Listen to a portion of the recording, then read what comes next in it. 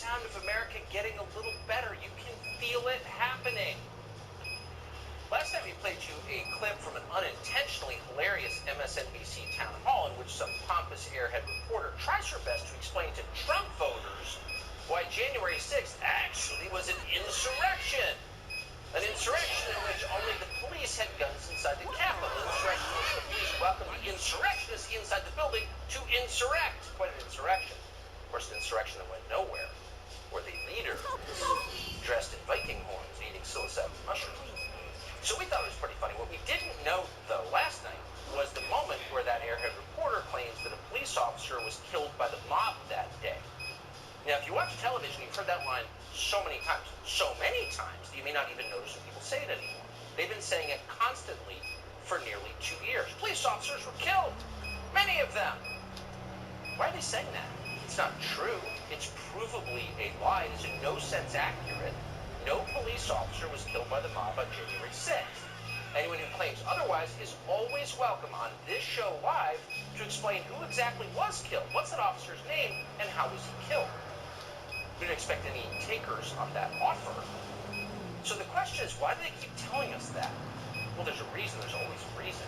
They're telling us that likely so we won't ask too many questions the next time we read about yet another January 6th protester going to jail. We'll just think, oh, another cop killer getting what he deserves. That's what they're hoping you will think. And they're hoping that because if you knew the truth, if you knew why they're really going to jail, you'd be very concerned. And here is the truth. Joe Biden's Justice Department is imprisoning people for having the wrong thoughts that we all imagine were constitutionally protected, as all thoughts are. But don't take our word for it. That's just a right-wing talking point on a cable channel. You can read the court filings in January 6th cases over the past year and a half. And in virtually every instance, federal prosecutors argue in public that the political views of the defendants, not anything they actually did, not crimes they committed, but instead their personal beliefs, what they think, those beliefs are reason enough to put them behind bars.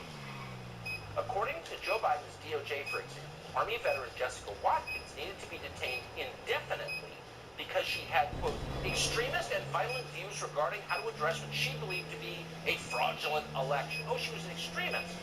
It's a term they never explained, but that apparently is now a crime.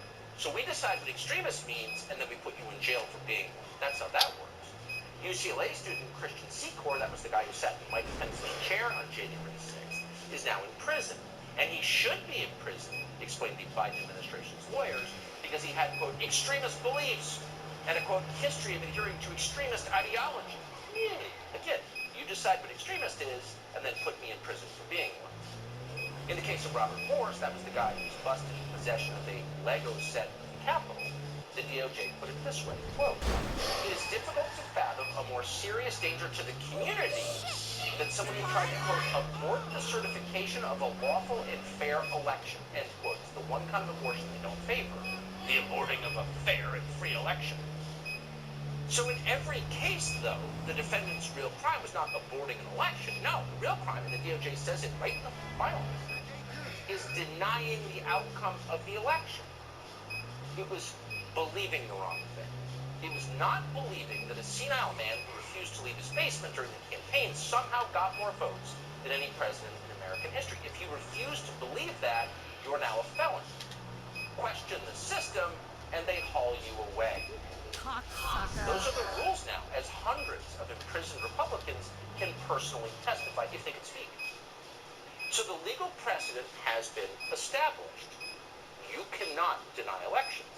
And yet, even in the face of the mounting evidence, this is now a very serious felony, there are some extremists who are not deterred. They're continuing to commit the crime of election denial, and they're bold enough to do it on video. Here, ladies and gentlemen,